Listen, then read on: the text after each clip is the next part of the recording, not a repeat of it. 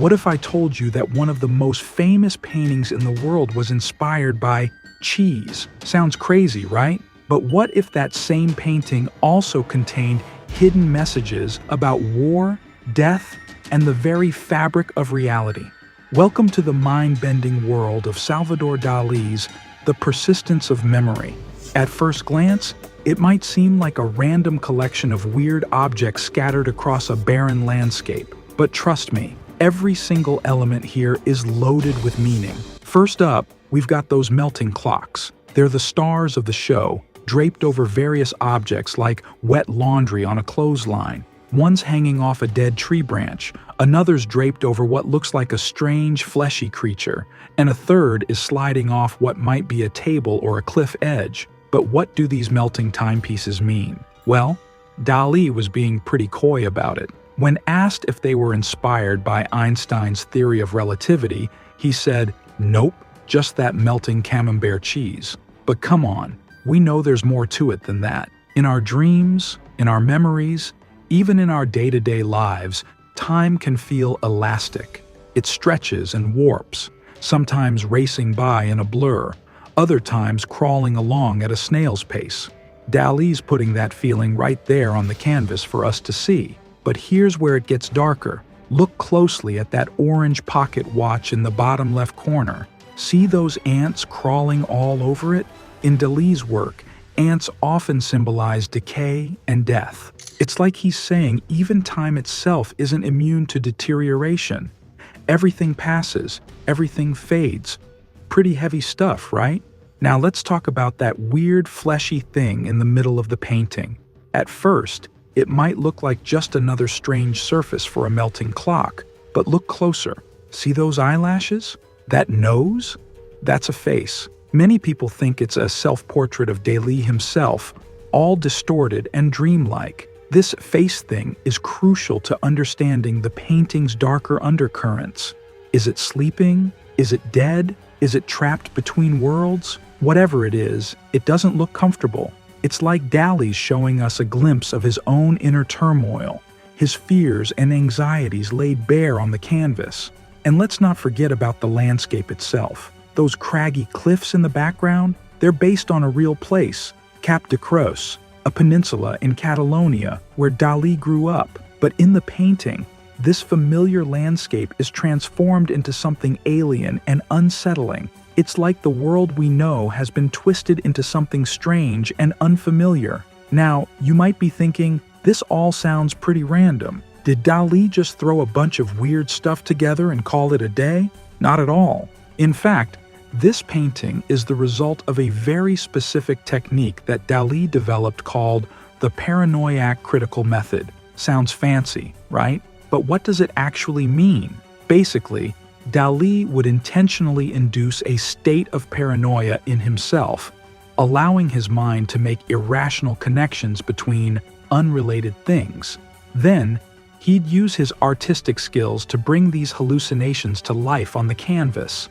This method allowed Dalí to create images that are simultaneously realistic and completely bonkers. Everything in The Persistence of Memory is painted with incredible detail and precision. Those clocks look soft enough to touch.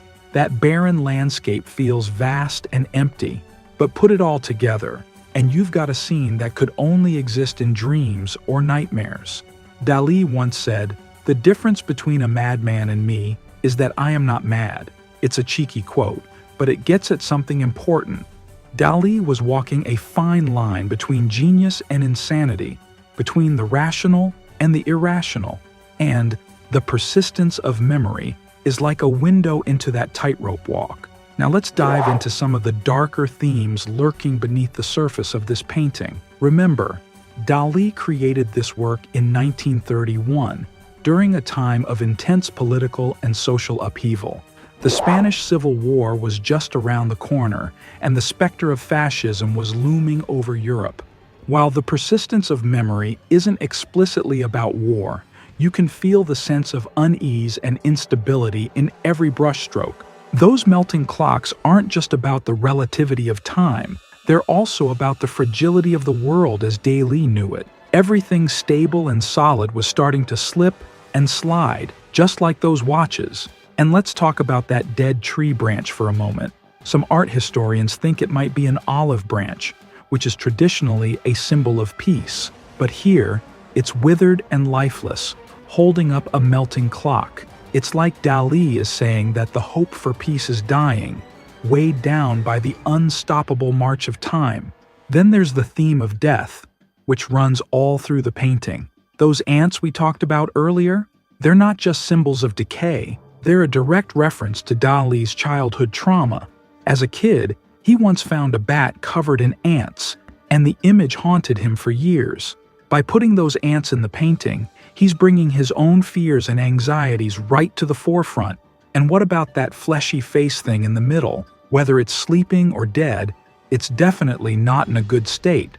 Some interpreters see it as a kind of memento mori, a reminder of our own mortality, in the face of eternity, which is represented by that vast empty landscape. Our individual lives are just brief, strange interludes. But it's not all doom and gloom. See that egg on the beach in the distance?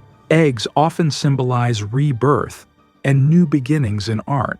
All right, let's zoom out for a moment and talk about why this painting is such a big deal. When The Persistence of Memory was first exhibited in 1932, it caused an absolute sensation. People had never seen anything quite like it before. It perfectly captured the spirit of surrealism, that blend of the familiar and the bizarre, the rational and the irrational. The painting quickly became one of the most recognizable images in modern art. Those melting clocks have been reproduced, parodied, and referenced countless times in popular culture. They've shown up in everything from The Simpsons to album covers to advertising campaigns. But The Persistence of Memory is more than just a pop culture icon. It's a painting that continues to resonate with people on a deep, personal level. Why? Because it taps into universal human experiences and anxieties. We've all had moments where time seems to stretch or compress in weird ways. We've all grappled with our own mortality and the relentless passage of time. We've all felt that sense of unreality that comes with dreams or altered states of consciousness. Dalí takes all of these common experiences and transforms them into a visual language that speaks directly to our subconscious minds. And Dalí wasn't even done with this image. In 1954, over 2 decades after painting The Persistence of Memory, he created a companion piece called The Disintegration of the Persistence of Memory. In this new painting, the original scene is breaking apart, fragmenting into a series of blocks floating in space. This later work reflects Dalí's evolving interest in science and spirituality. By the 1950s, he was fascinated by nuclear physics and the idea that matter itself wasn't as solid as it seemed. The disintegration takes the dreamlike surrealism of the original and pushes it even further into a realm where reality itself seems to be coming apart at the seams. Now, you might be wondering, if this painting is over 90 years old, why are we still obsessing over it? Well, that's the beauty of great art. It keeps revealing new layers of meaning as time goes on. Every generation that looks at The Persistence of Memory sees something a little different. In the 1930s, people saw it as a reflection of the anxieties of the pre-war era. In the 1950s and 60s, it resonated with the psychedelic movement and explorations of altered consciousness. Today, in our age of digital technology and fluid identities, those melting clocks might speak to our changing perceptions of reality itself. And Dalí himself claimed that he didn't know what the painting meant. He said he was just painting his dreams and hallucinations without trying to assign any specific meaning to them. This openness to interpretation is part of what makes The Persistence of Memory so enduring.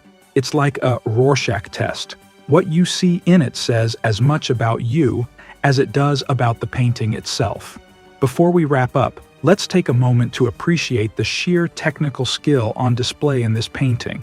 It's easy to get caught up in the wild imagery and forget that someone actually had to paint all this stuff. His attention to detail is incredible. Look at the way he captures the texture of the clocks, You can almost feel their soft, pliable surface. The play of light and shadow across the landscape creates a sense of depth and dimensionality that draws you into this strange world. And let's not forget the composition. Despite all the weird elements, the painting is perfectly balanced. Your eye is drawn to that central fleshy form, then led around the canvas by the placement of the clocks and other objects. This combination of technical mastery and wild imagination is what sets Dalí apart. He could have painted perfectly realistic landscapes or portraits if he wanted to. Instead, he used his skills to bring impossible visions to life, creating images that blur the line between reality and dreams. Every time you look at The Persistence of Memory, you might see something new. Maybe you'll notice a detail you missed before. Maybe your own life experiences will give you a fresh perspective on those melting clocks or that barren landscape. That's the magic of great art. It keeps speaking to us across the decades, revealing new truths and posing new questions. Remember, in the world of The Persistence of Memory, nothing is quite what it seems. And that's what makes it so endlessly fascinating. Keep questioning, keep exploring, and who knows, you might just discover your own hidden depths along the way. If you enjoyed uncovering the secrets of art history, be sure to hit that like button and subscribe to the channel for more videos that peel back the layers of famous artworks.